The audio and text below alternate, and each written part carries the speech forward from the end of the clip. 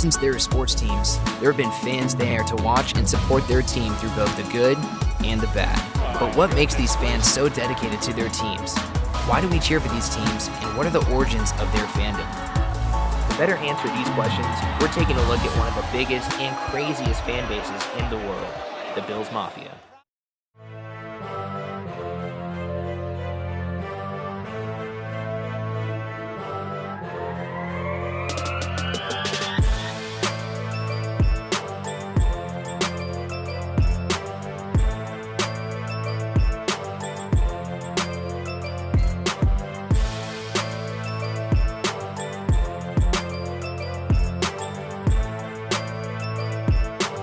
Despite their supportive fan base, the Bills have endured a long streak of losing seasons.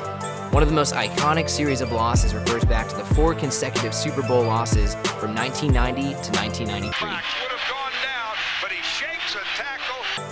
The Bills Mafia is famous for being one of the most energetic fan bases in the world, which draws the question as to why so many fans are devoted to a team with a less than stellar record.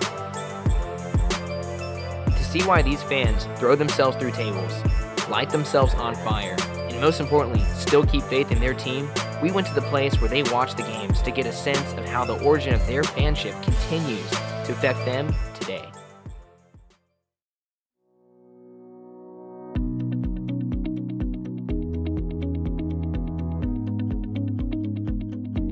The passion for the Bills started for me probably in the womb of my mom. It's just because I was born and raised out there. It's just one of those things that was inbred, just brought into me.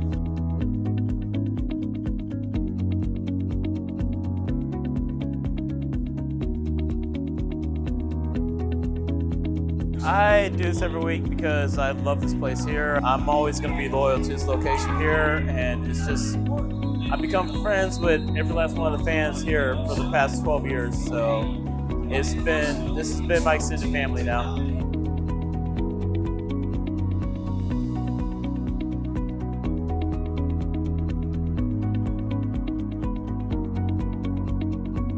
My name is John Curran, and I'm a lifelong fan of the Bills. I grew up in Buffalo, and I have been a lifelong fan. My dad brought me into the Bills, and I've been with a Bills fan since I was like 5 years old.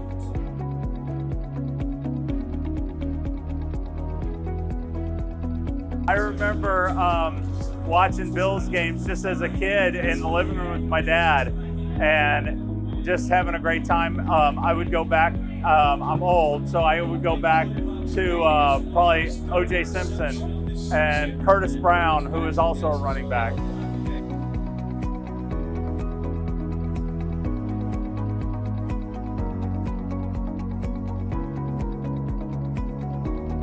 My dad grew up in Buffalo, and he made his only 2 girls Buffalo Bills fans. My family and I would watch him every Sunday, and now my sister and I live here in Dallas, and we watch them together every weekend. I grew up in central New York, and a few hours, probably 3 hours from Buffalo, and we always would get Bills games on TV.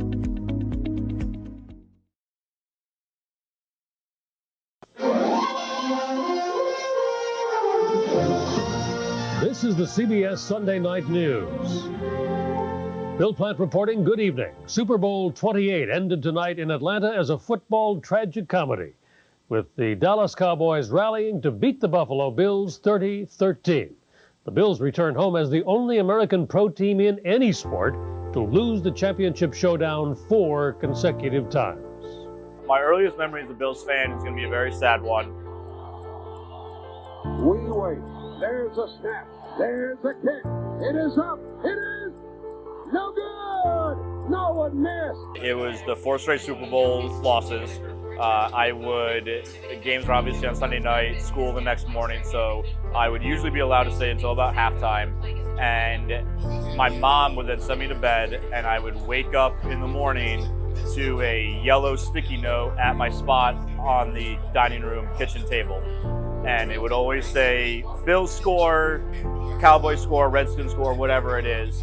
And always the other team would have more points than the Bills.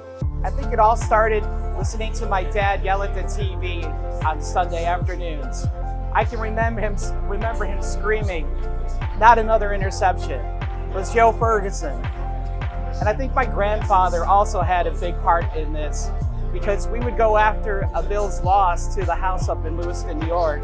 And I remember him sipping on a Labatt's going, "Are we ever going to win the Super Bowl?" And I think that instilled with me a sense of the Bills are part of my family, and I have to like them even if they lose, because we're never going to stop loving the Bills. It's a part of our family. We are a dedicated bunch. We have been fans through all the hard years. Everywhere I go, and I've been to other cities. I just was up in Boston. I'm going down to Houston, and there's Bills fans everywhere. And it's like when you get in there, it's like family. I think I would tell you, as far as being a Bills fan and the value, it's just the camaraderie that I have with all of the people. Now that I live in Fort Worth and Dallas, people don't understand. I feel like they don't have the loyalty that we have, because we are blue collar and we know what hard work is all about. We just really love our team. And I think other people love their team too, but we've been through a lot, as everybody knows, the 4 Super Bowls not winning, the miracle, the Nashville Music City miracle, all the bad stuff that's happened, everybody knows, but we're still loyal. We still love our team. I don't know that everybody would go through all that and still be like, oh yeah, I'm still a Bills fan. I think the reason that I've stayed so involved is because of the fans. I think the fan base is the reason that the team the fan base is the reason that I've remained so loyal. I mean, you look around, you can come in, they're 4-1 right now, and you can come in here in 3 weeks and we could be 4-4 and you're still gonna have the same crowd. And that's the one thing that's really unique, is that we've been terrible for 10, 15, 20 years, and the fan base has remained loyal, and hopefully we're rewarded for that at some point. Here's Manuel with a fade and wide open. Touchdown to Stevie Johnson. After hearing all these stories of the devoted Bills fans, it is clear to see that everyone has a unique experience that has brought them together to be a fan of their team. Whether it's geographical, family-based, through friendships, or a special moment, there are many different types of factors that play into the development of one's passion for their team. No matter what your origin of fanship may be, it is clear to see that loyalty is an extremely valued trait when it comes to supporting the team. Loyalty through thick and thin is what bonds fans together and makes fanship seem like family.